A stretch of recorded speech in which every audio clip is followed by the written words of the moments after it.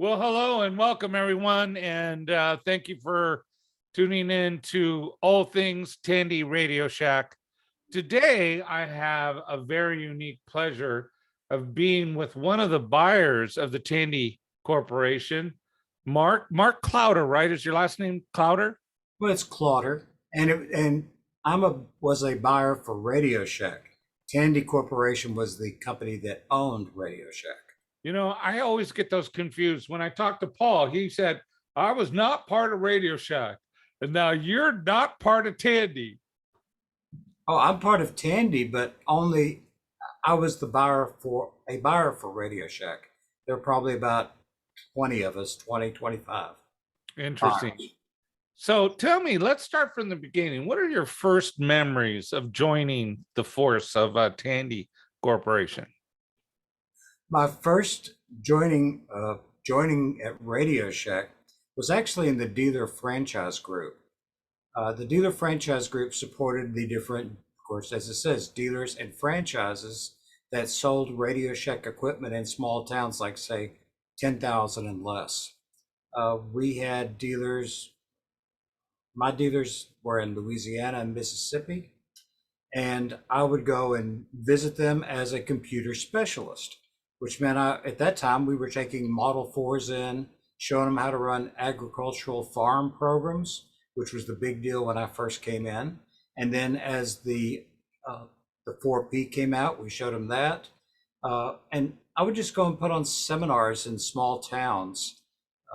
And many of the dealers would come in and we'd teach them how computers worked, how they could do some things to them, like for the Tandy 1000, how to put a hard drive card in one, how to run, how to upsell certain things on the product, such as modems and memory, the extra 168K or whatever, 128K you put into one. So we would teach them how to do those different things in seminars and just travel from town to town, more or less in a van full of computers. Interesting. Now, when you talk about these seminars, about what year was this, the start of this? For me, that would have been 1983, 84. I see. Now, I actually started in dealer franchise in 1983 and stayed there for, I guess, about 7 years. now, when you did this, did you ever do any video recording with your seminars, like the training videos? No, Uh, I no. know that there's someone I'm going to be talking to that I think you connected me with who actually did one of the famous training videos on the sensation. That I think I know who you're speaking of, and yes, but that time would have been around 1990, 91 area before you started seeing videos and the little Tandy training videos that would be sent out. That's going to be interesting because somehow I'm going to try to put a before picture of when he shot it and then right next to him as we're filming. That ought to be fun. I won't let him know. So don't tell him. Tell them what. Good. So I find your backdrop very interesting. And at first, I thought that maybe this was a subway for Chicago or New York or something. But you told me something very interesting. Where is this picture? This picture is in the basement of Tandy Center Tower, well, actually between Tower 1 and Tower 2. It's you would walk, for example, this is a subway that was there originally that Leonard's owned. They called it the M&O subway at that point when Leonard's owned this area.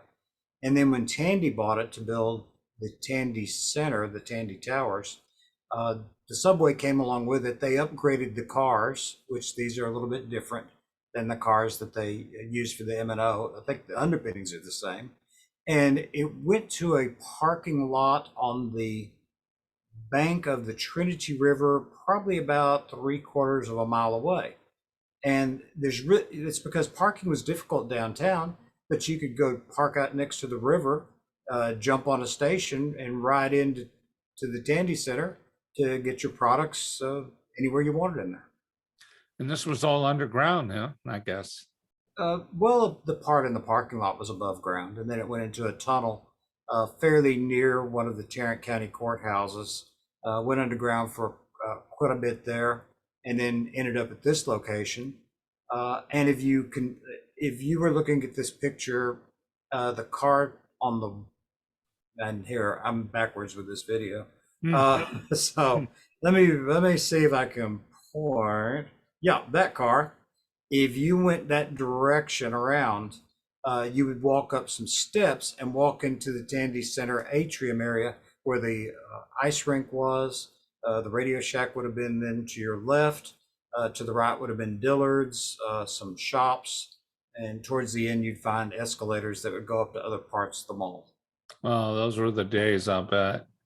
So, getting into your particular type of work, what was the first thing that you would do? Did you come in as a buyer originally? No, I came in as a computer specialist with the dealer franchise group and worked there for multiple years. We actually had dealers that were became some of the first mail order computer uh, sellers of Tandy computers, mostly Model 4s initially, and then DT1s and 6000s, putting out Unix systems, all those different machines. We'll go through, like Katy, Texas had a massive dealer that would do all that. So we would assist them with that. Then I became a group manager, which is where you're responsible for all the products in certain territories. I did that for a couple of years and then went back to being a computer specialist. And then in, I think it was about 1990, I found that there were a couple of buyers that were leaving, and I went and interviewed for the job. A few people did. Me and one of my buddies in dealer franchise went, and he got a software position, and I got the home computers position. So that was our first chance of really getting up close and personal with Bernie Appel on the 19th floor in his office. He brought us in, told us congratulations. Uh, if you can think of a colorful way of saying don't screw up and get out of my office after that, you would probably understand what he said at that point. Right. I do. So, I get now what you're talking about. You basically had a formal training with computers, with the teaching and everything, and you morphed that into purchasing. So the products that you purchased first, were they the computers themselves, or were you purchasing anything that Radio Shack sold?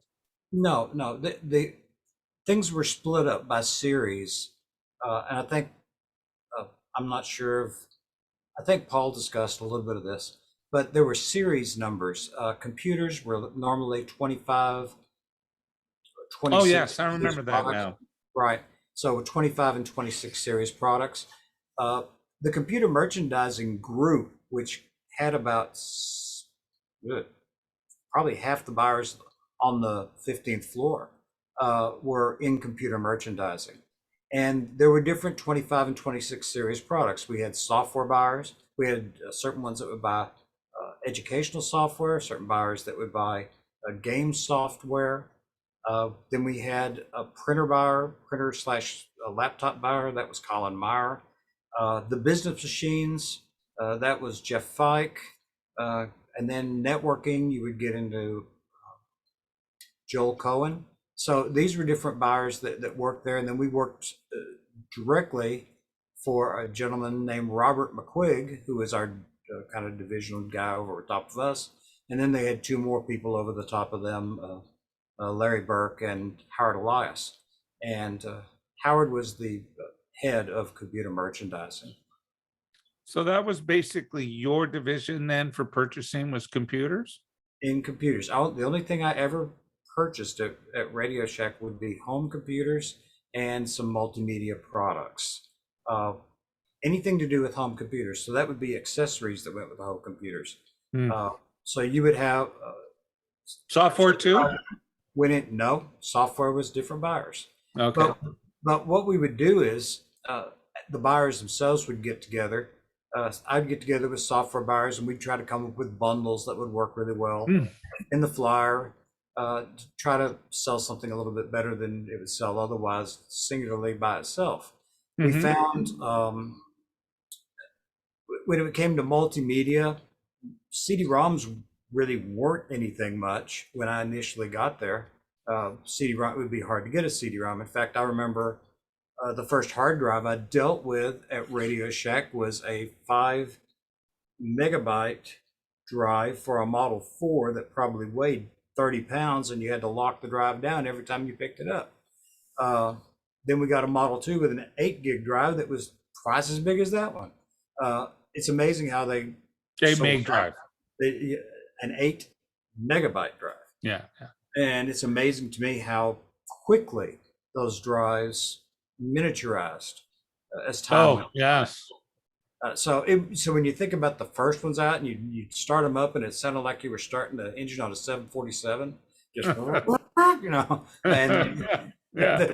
and then later on they were in the machines and it was kind of nice. Um, Wow.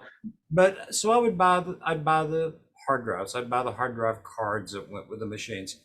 Sound cards. We bought one of the things I bought was an Apple emulator, so you could emulate an Apple II and a Tandy 1000, and that really worked well for the educational group.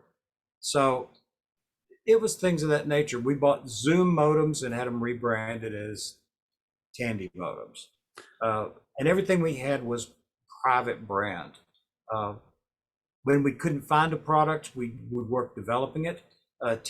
All the computers came from Tandy Electronics. They'd give us a proposal of, and I think what happened is Bernie would say, "Here's kind of what we're wanting to do," and then they'd take it from there. They'd bring it to the buyers, and we'd kind of take what they had and fiddle with it some, send it to our computer engineering group, which was part of Radio Shack, so that they would actually take a look at what the ideas we were proposing and tell us if it was feasible or not. They were sort of like our engineers that actually knew what they were talking about. So that's where Paul was involved. No, Paul was in the Tandy Electronics side. Um, Mark Siegel was in the computer engineering group. So he worked with me on a lot of different projects. The Mitsumi CD-ROM drive, when it originally came out, for example, it was just a square and a drawer that came out and it had nothing on it. So you had to really carefully line it up to make it work right, or it would stick every time you tried to pull it out. So we sat down one day and says, "Hey, let's put on a couple of little pieces of plastic on either side." So it gave it 4 points of reference, kind of made a square. You just needed 4 points. And we did that and worked like a champ from that point of it. It's a simple little thing. And then when like the MMS-10, which we decided we needed something to take on Roland's CS-10, we worked with a company and they gave us something. We looked at it. Mark said, "Hey, let's put on a balance control for the AB and it'll be full multimedia." And bingo, we had the best little multimedia speaker there was.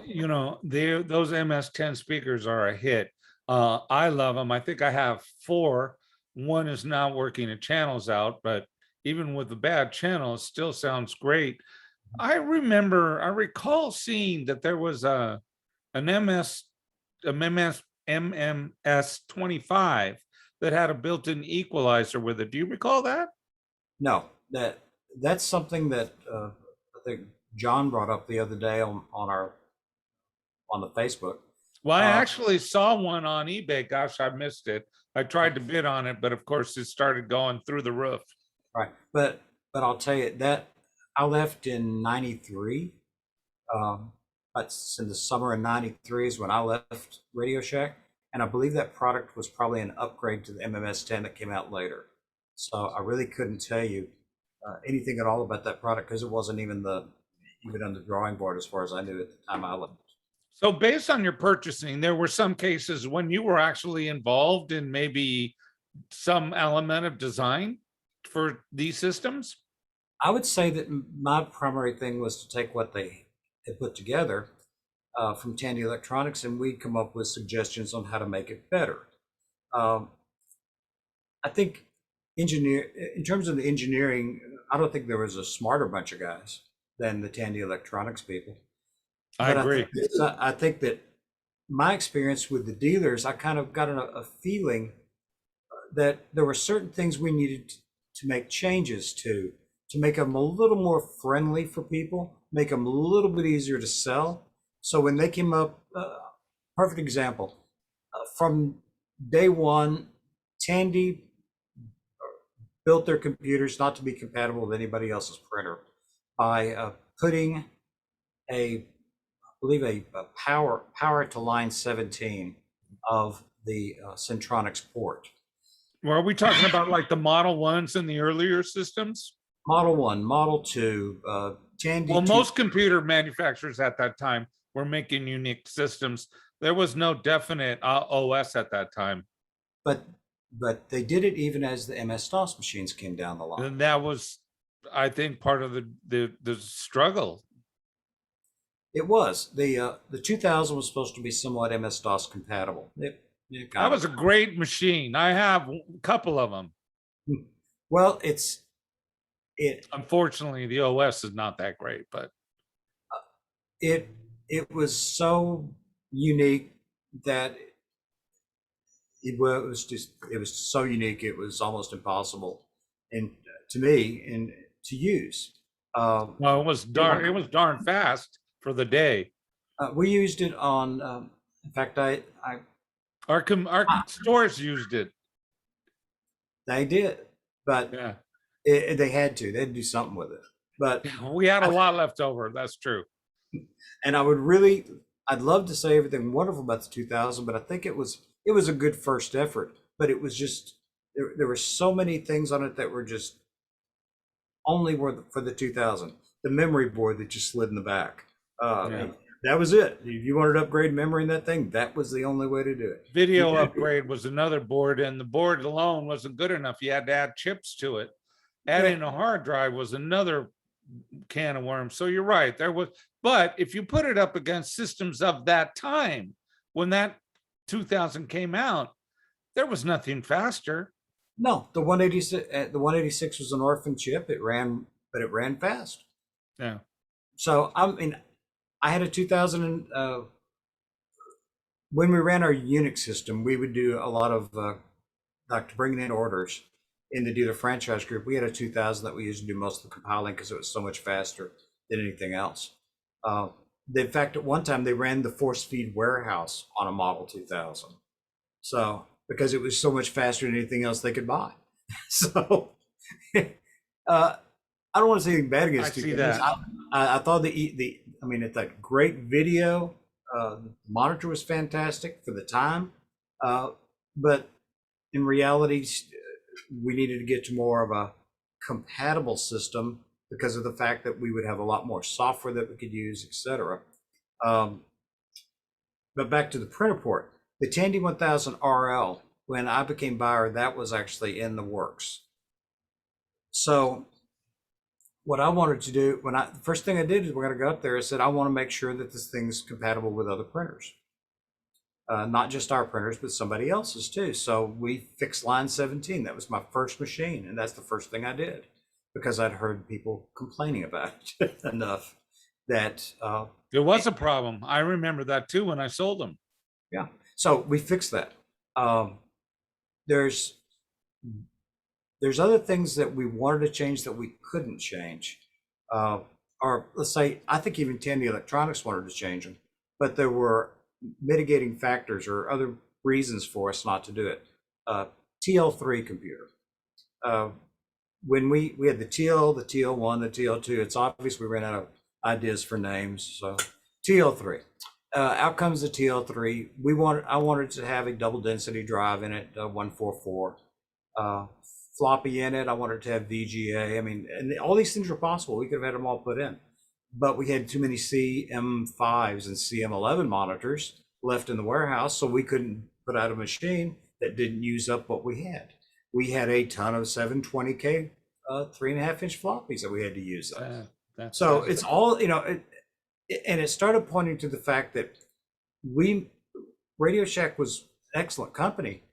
We didn't buy enough we couldn't sell enough computers by ourselves to make the factory successful.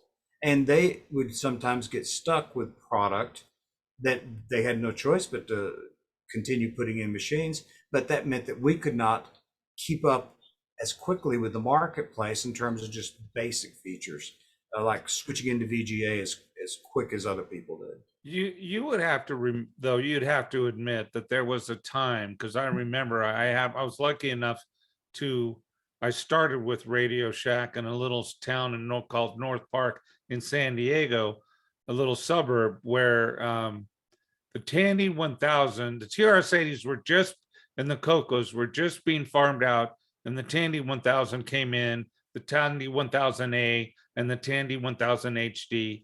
I can remember distinctly not being able to keep those in the store, and we were having trouble getting new ones shipped to us. And I remember reading all the different independent computer magazines about how at that time there wasn't a better computer. We were like a major portion of the gross sales in personal computers. There was a time when we had a heyday in our computer industry, but I guess it didn't last long. Well, that was in 1984. We were, Yes, kicking ass and taking names. right. Uh, I and we remember had, I worked there then, yeah, you had and the it was one. awesome. We had the 1000s out. We had I think the 1200 out. Well, the EXs, the HXs, the SXs, the TXs, all of those just sold. They were great machines. There were nothing better at the time. Our video was the best. Our audio was the best. It just didn't last long. Well, it was a fast changing industry. Right. Uh, and the real trick became that for a factory to be, at least in my view, if the factory to be successful, they needed to be able to produce 50,000 units of a model and sell them. And I don't think we were ordering to that quantity, at least not per time we ordered. And we were also, a lot of the wonderful things we did became almost difficult uh, in terms of us modifying things quickly. So we had the great things. We had video down, we had the interfaces down. I mean, all the different things everybody else was using cards for. We had everything down on the motherboard, so it didn't take up a lot of room for the cards. You actually had 3 open card slots unless you dropped a modem in or something. But the problem with that is, with the industry changing so quickly and the different interfaces changing, we ended up having problems with the fact that we'd have to redesign a motherboard to get the newer, updated interfaces onto the computer itself. So do you think it was a constant struggle for you as a buyer to try to implement those things that you heard were better than were not being built yet for some of the computers coming out? Well, part of being a buyer is, it means you're actually out there looking at the market. You want to know how you're going to be able, because a buyer doesn't just buy; they also design the marketing campaigns to sell those machines.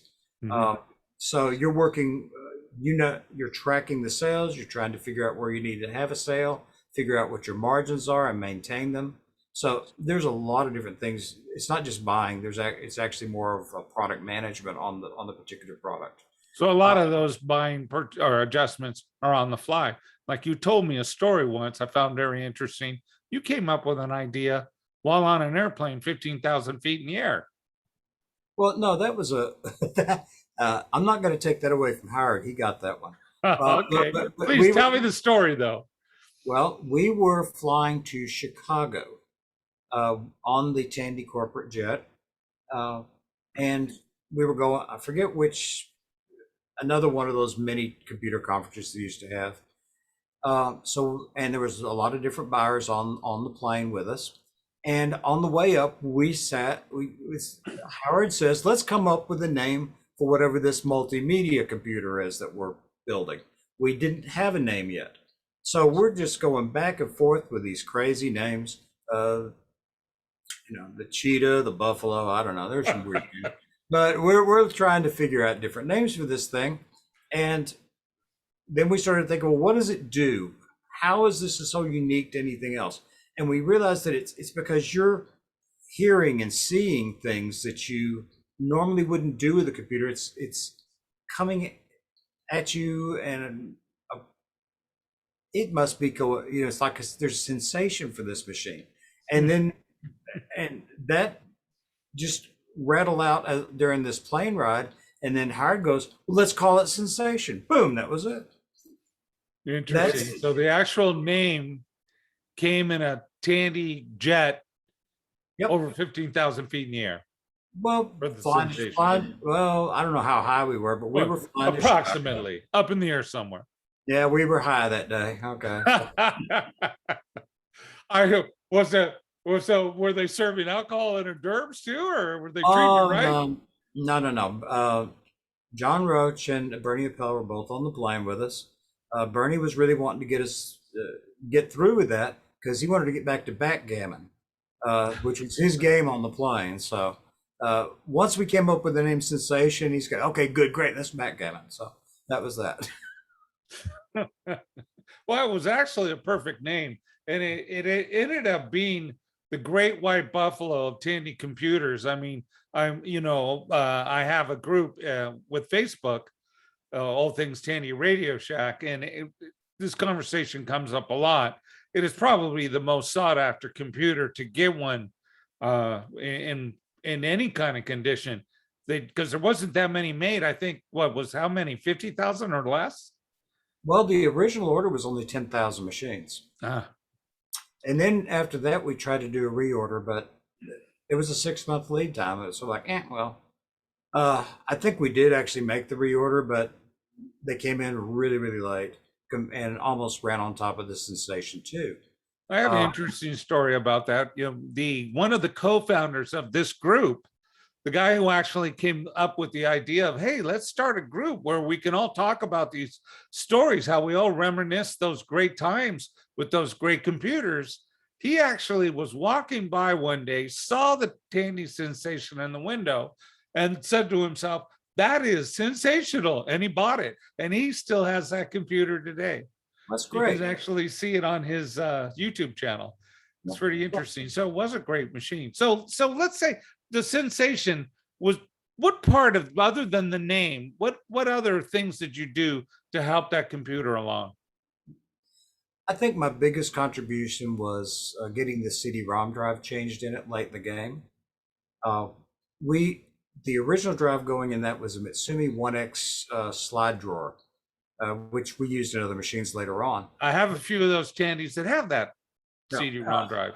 But that drive itself, we actually had it at a conference. It might have been, I can't remember where it was, but we had it at a conference and people were testing software on it to see if it was truly MPC, and it kept bombing out on certain programs, which it was like a zoo program. It would play different sounds of animals. I know which one you're talking about. It's the San Diego Zoo CD. I know exactly which one because I have that CD-ROM and that CD, and it does bomb out when it tries to play some of the animal noises. There you go. So I don't know how I remember that, but it's interesting that you made that connection. Yeah, but after listening to that and also realizing it was 1X, you put the disc in and go get a sandwich or something. I just kind of, I was looking for another drive all along, and a guy from Laser Magnetic Storage, I can see his face, can't recall his name, came into my office one day and wanted to sell these products for retail. The CM206 drive, which was a 2X, and unlike every other drive that had walked in there, it was another drawer drive. It had a little punch in, pull out that was not powered, which we were really looking for. We didn't want to have another powered drive because we didn't know what would happen, like eat a VHS tape or something. So we have the drawer that you slide in, slide out, and it was wonderful and it worked beautifully. And the computer engineering group just fell in love with it. So I said, Bernie was actually in Japan during this time on a buying trip, and I sent him a note through ANA, which was our import arm, and said, I want to use a different drive, and we have 10,000 on order. Can we convert them to retail product? And he was not pleased with me doing that, but he said, okay, you think that's the right thing. So he says, okay, I trust my buyers. Bernie would defend his buyers no matter what. So uh, we did it, and we got the CM206 drive in that thing, and I think it made a massive difference in terms of the speed of the machine, how fast you could run the Compton's programs or any other CD you put into it, uh, and Was the San Diego Zoo program would run worked. properly. Was that the version one sensation, or now Version, we're moving to the version two? that's the version one. Oh, great. I My, think I have that CD-ROM too. Now that you were, and again, I don't know how many times I've thanked you. You were gracious enough to send me a sensation. I believe it has that CD-ROM in it, doesn't it? it has the CM206 drive. Yeah, that's going to be awesome to play with. I'm working on the power supply now. Paul was really good at telling me what might be wrong with it. So I ordered some of the caps that he told me he thought would be bad. When they come in, I'm going to try to replace them. I could take from another computer, but I don't want to. I just want to fix what I have. I don't want to part any of my babies out there, all my little girls. Yeah, I actually think you could just drop any power supply into the Well, thing. the Model 10 looks identical almost, and it Yeah. will fit.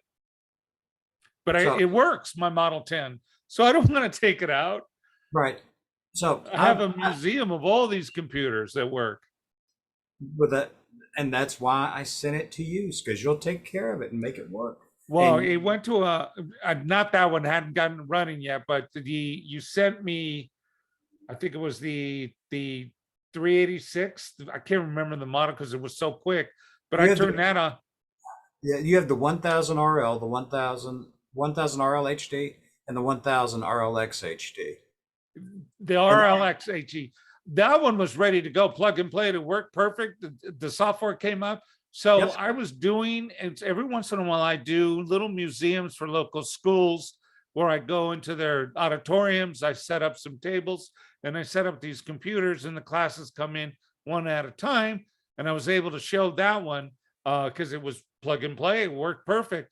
And I get such a kick out of watching these children touching the screen to try to get it to do something, wondering what it's just amazing. Unfortunately, I have not got the permission to videotape this because of the children, but eventually, hopefully I can do that because it really is, it's just fantastic to watch. But they're loving this. And that's what these machines do. They show what it used to be like before you were born, how we used to look at these computers. but you remember Scotty, and was that Star Trek 4 where he picked up the mouse and tried to talk to the computer? So, Yeah, I do remember. but that was a Macintosh, so it explains why he couldn't do Oh, it. well, or it could have been a Q cat. That would have been just as bad. Yeah, but I'm happy. I'm very happy with machines or where they are. Um, you probably wonder why some of these names came up, though, the TL, the SX. I was going to ask you, that was going to be one of my questions. Where did you get these names? Well, when I got to the point I could actually name things, uh, the RL was already named at that point. And that was because the buyer that originally started the project, and he didn't mean this to actually happen, but his name was Richard Lawson. And Richard just called it RL. It's kind of like I don't know, code name for the machine, and it stuck. So that's how it became the RL. In terms of the RLX, when we put VGA in it, we wanted something a little bit more. The joke was it was named for Renee Lawson, who was Richard's ex-wife.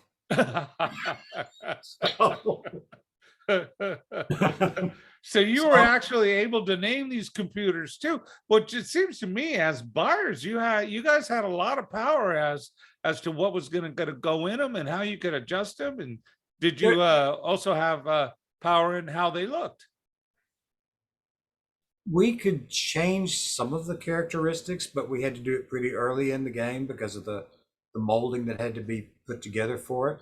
Mm-hmm. I would not say, I wouldn't overemphasize what the buyers could do. We would try to do a lot of things.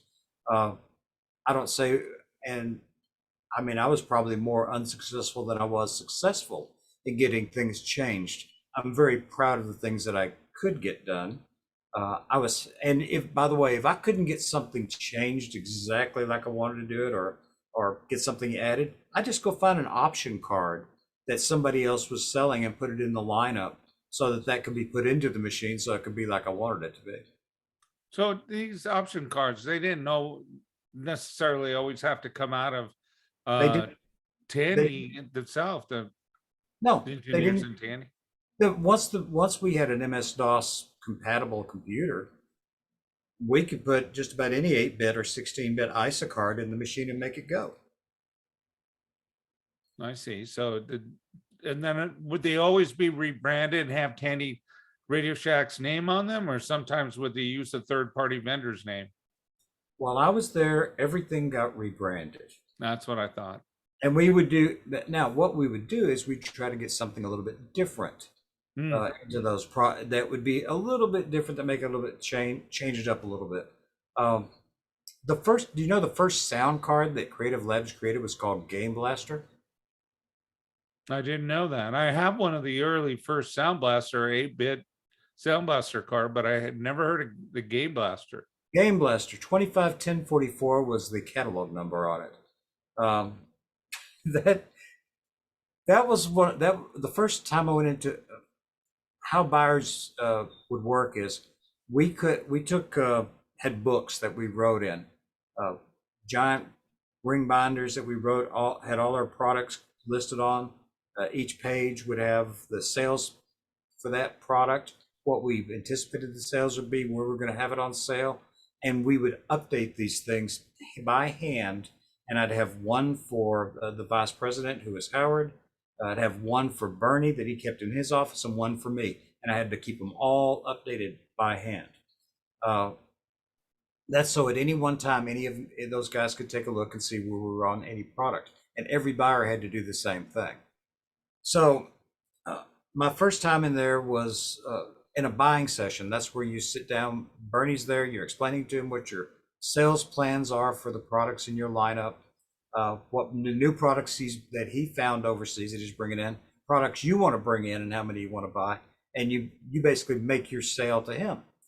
And we flipped to this page, the 251044 Game Blaster card from Creative Labs. And he looks at this and he says, "Who bought this blank, blank, blank, blank, blank, blank, blank, blank card?" I would, and generally let you know, he was not very happy with that purchase. Because it's not selling. I can't. Just, little did he know. Then repeats, "Who is the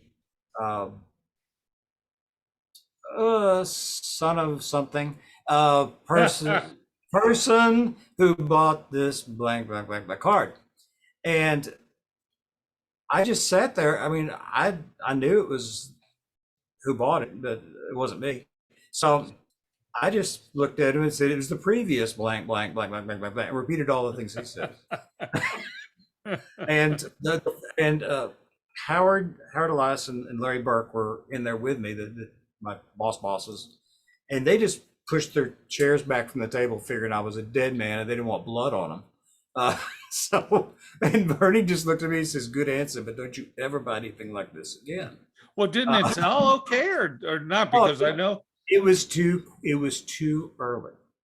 Oh, I mean, we had the Tandy DAC. It was playing sounds on the different games. Now the Game Blaster was better, but it was about a year early. And then they went back and came up with Sound Blaster later on. Timing is everything. Do you know that Creative Labs actually built the card I mentioned earlier, the Apple emulator card, to do an Apple II emulation at a Tandy 1000? And they came to us and says, "We need somebody to buy a bunch of these cards because we might go bankrupt." And I actually wrote a PO to buy more than I needed after talking into the people in the education group, that they would sell them. So we went ahead and bought them, and we basically saved Creative Labs, who later on came back to be Sound Blaster and rule the world. Wow. Well, I had no idea. It's amazing, some of the stories that you hear. Was this the Sensation was one of those that you helped to design. Were there any others that you can remember that you worked on that had unusual stories? I did not help to design Sensation. I helped. Excuse me, you're right. And I've been corrected about this before. You did not design it. You did add different parts to it to make it better. I like to say that I just kind of deburred it, sanded the rough parts a little bit. And I do stand corrected. I got to watch myself because there's a lot of people that say, no, that's not how it worked. But I keep getting confused. But I know that you changed the CD-ROM. I know that the people in the plane came up with the name. Yep. So I think those are two great things. Were there any other computers that you did things like that for that had unusual stories? Between just pushing for different things to be added to the machine to make them better. When like the RLX, we pushed hard to get the VGA into that machine, and forget about the not having a fan in it.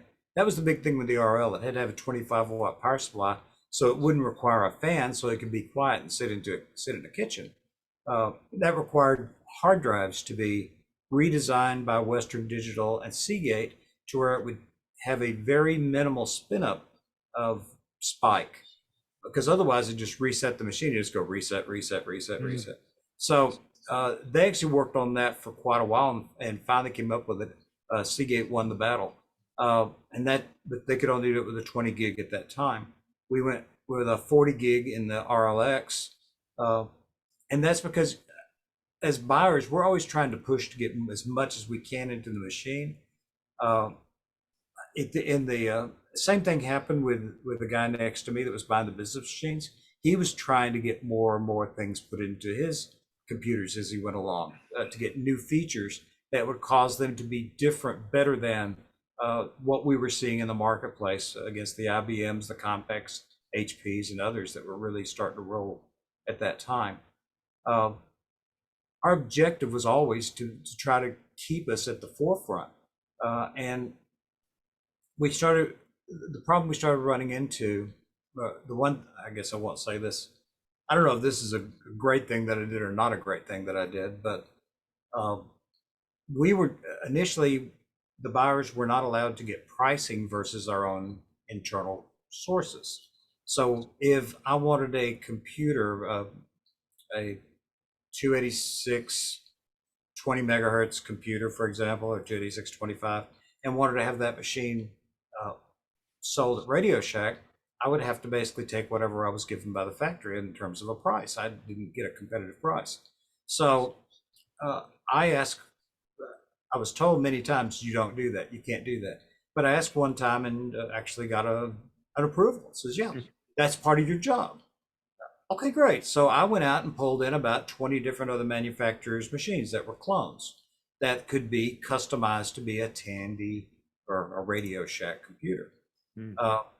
And got all these prices, and it was like the features and pricing, and we were murdering the prices we were seeing out of Tandy Electronics. So my job was to maximize profit for Radio Shack. That's why I'm not, see, that's why I say I don't work for Tandy. So I get it now. So I was called into, I put all this together, and it got all the way to John Roach, who was not happy. And they had a meeting on the 19th floor on a Saturday morning around the executive conference table with all the presidents of the different parts of Tandy. And I was the speaker. And my job was to go up there and explain why I was doing this, show them the pricing that I was getting from other people, and they were wanting to see what was going on. I played golf with John Roach. Yep. Yeah. Good man. Golfer. Yeah, he's a good man. I enjoyed him. But I put all this together in a spreadsheet, and went out and started explaining the different machines that we had up there on shelves. And the meeting got about 5 minutes in, and I was just really starting to hand out my stuff.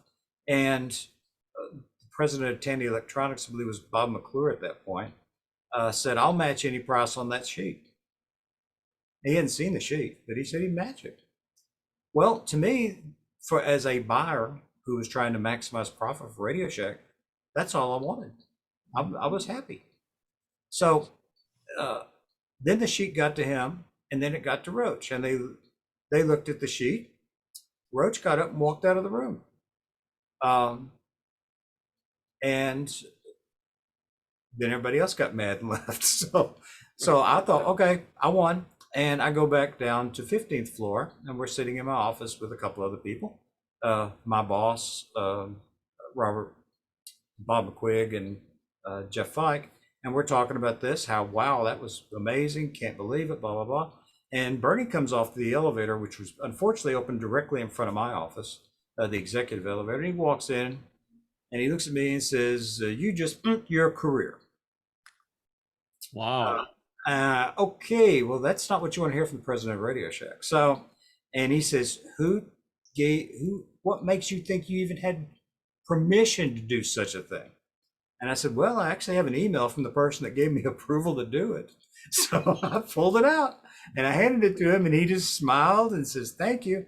And he went down to another office, and all we heard was yelling for about 30 minutes. Oh, wow. But that was basically, I got that machine. We got a great profit on it. And I was told never to go outside and get another bid on anything else. And the next machine up was going to be the Sensation 2. On Sensation 2, I was trying to get a 46DX50 in it to really get the speed up on everything, to bump up the hard drive specs, maybe get a little more memory in it, and also to go with cards inside so we wouldn't have to wait so long to get a second machine in case we sold a bunch. And that's how the Sound Blaster card ended up in it.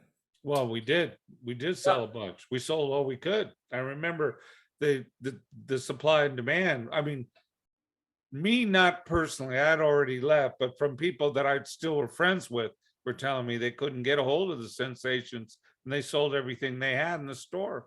Well, Sensation 1 sold out before Christmas, and it was supposed to be the big Christmas draw. Sensation 2, I wanted to make sure that didn't happen. So I was putting everything together, and then had an opportunity, CompUSA called, and I went and interviewed. And I had originally wanted to go to Computer City because Radio or Tandy had bought that, and to the buyers, computer buyers, it was like, wow, that's a great place. You can buy all these things. You can make it really like what we thought Radio Shack be. Radio Shack we thought could be a convenience store almost for computers. Any accessory needed to go to Radio Shack. And we weren't going to get that. So we saw Computer City as maybe that route. But then Bernie told Alan Bush, I think, who was head of Computer City, you can't touch any of my buyers. They belong to me. They're mine. Leave them alone. So we had, the only way to move up and get it in the computers was to move out. So that's why in 1993, at my 10-year, it was my 10-year anniversary with Radio Shack, I actually left the company and went over to CompUSA to head their house brand, Compudyne. Was it rough for you towards the end? I mean, before you left, were you already seeing the pain? Because I know that during the time of the Sensation, that was the struggle for Radio Shack to get that computer out. Things were getting real hard for the company. There was a lot of losses. The big issue we ran in that I was seeing was the fact, went back to that original thing, that we couldn't react fast enough. And I said that earlier, and you when it took us back to 1984. But during the time I was there as a buyer, I just felt like we never could react fast enough because the market had changed between 1984 and 1991. You know, that's like eons in computers. It is. You know, that's 49 years in dog years or something. So we had to move faster than we did. The Sensation gave us a lot of that opportunity, and there's a lot of things in that. TV card, we put a TV card in it. Why? Because not because there's anything big, you know. Why do you want to buy a $3,000 TV? Well, I'm still looking for that TV card too. Unfortunately, it didn't come in that Sensation, but I'm happy just to have the computer. Yeah. But there was we the MMS 10 speakers were bought specifically because we had sensation and we needed really good multimedia speakers. Oh, so the MMS 10s were designed for the sensation?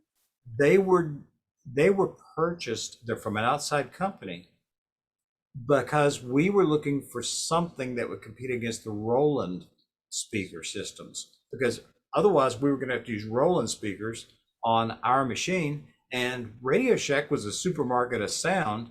And why the heck would we sell anybody's speakers but Radio But your Shack? own.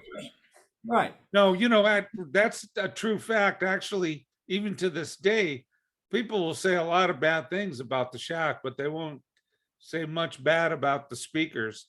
The speakers that we sold were some of the best, and according to Paul, they weren't. They were built by.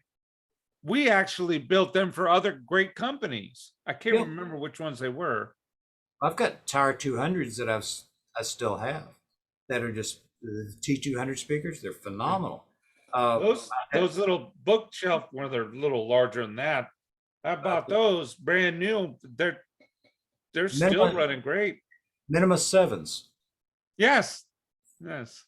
So you Yeah. know your speakers. When you're in dealer franchise and you're a group manager, you have to know the whole product line. So some of those things stick with you. Well, those are not foam cores, so those lasted. I mean, sometimes you get the foam core, but those are some metal. solid speakers. They're metal, and the foam doesn't go out on them like it does in the monsters. Like I've got some Mach 2s that I've got to refoam. So tell me, all the time. So you telling me it was 10 years. What was your greatest moment, your best, the thing that you remember best at Radio Shack? If I told you the trips that I won, would that be bad? Hey, well, look, I was, the day that I won a trip to Fort Worth, that was not for first place. That was for second place. There was some guy out of Sacramento who had the Navy account. He won first place. He went to Hawaii. I went to Fort Worth. So, yeah, I mean, there was a big difference between first and second, but it was still very interesting for me. I have a patch from one of the security guards that I befriended who had to walk with me during all there were places where I just couldn't go walking alone. He had to be with me. And when I went to his desk, he goes, I got an extra one of these. And I still have that badge, by the way. As a matter of fact, fond memory. Well, I'm not going to say the trips then. No, please, you got some dirt. Let's hear it. No, there's nothing particularly dirty about the trips. They were just great trips. We went to Europe, went to Austria, Hungary on one trip with the dealer franchise group on the winters there. We went to Acapulco back before the gun runners took it over. We went to where else did we go? Can't think, but there were a lot of different trips we did that were just phenomenal, and first class trips. The annual meetings that we had for both dealer franchise, because we bring all the dealers in and introduce all the products to them and show them to them. We also had and then we did the same thing when we were buyers. We'd go out to have these regional meetings and do presentations. It was great meeting everybody that we worked for, because we worked for the people in the stores. If we didn't do our job right, they couldn't do their job right. So we always approached it as, that's why I love my dealer franchise experience, because I was out there trying to sell this product and teach people how to sell it. And many times actually selling a product in a store if I needed to. So to me, it was important to emphasize the things that were going to sell the product, that were going to do well, and not put some kind of a hokey thing in it that was going to really cause problems, especially for somebody who, in the dealer franchise group, who was running a drugstore / Radio Shack in this one location and may not have the time to dedicate to all the training videos and weekly flyers and everything else that everybody else would have to do. My job was to make sure they sold as many of the machines as possible and could support it after they sold it.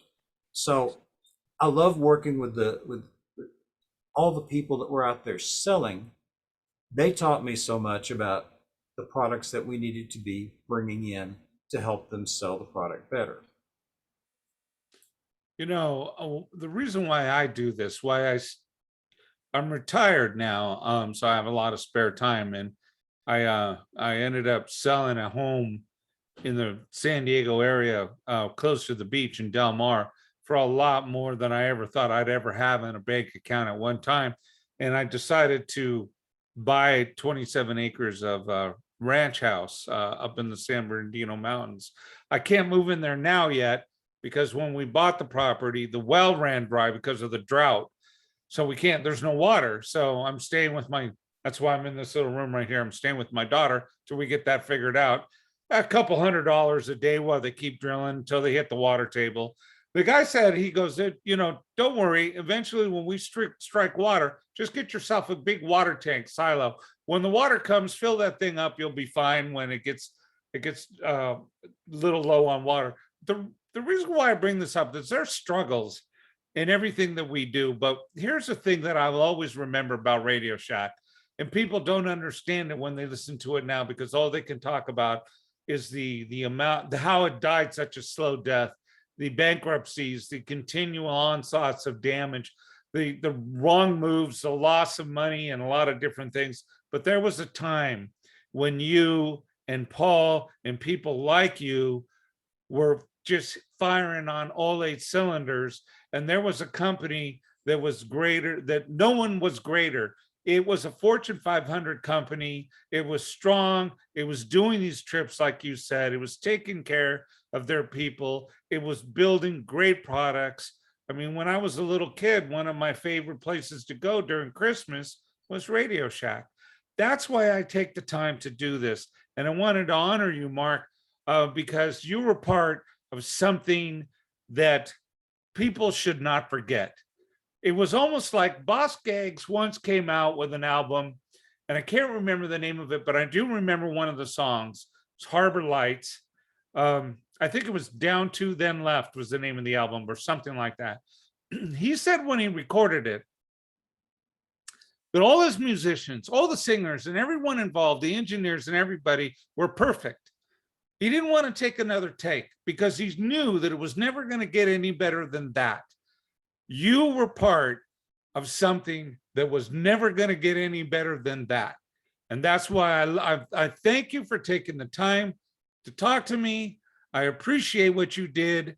You need to stand proud that you were part of something that'll probably never be beaten again. Look behind you. Who does that? I'm very happy that you took the time to talk to me. And Radio Shack at one time was something that people need to remember. It was top dog. Well, if even before I went to work for Radio Shack, when I was in college, I went to Radio Shack to buy my first stereo system. I'd go there to buy all sorts of things. I'd Yeah. test tubes. So it was the place to go. I mean, I really was loving it.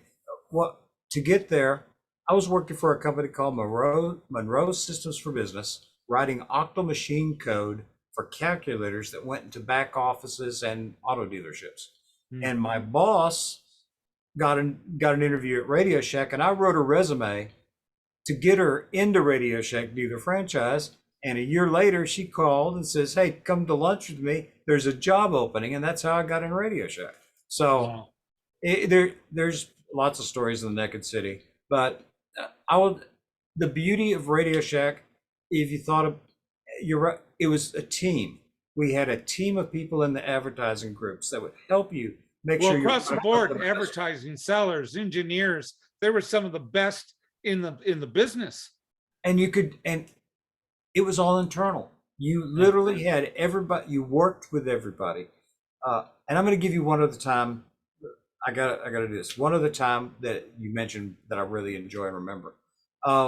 We stayed when the Tandy 1000 RL came out. We did an introduction of that machine in New York City in a penthouse because we wanted to show it in a home environment, of course, near the magazines.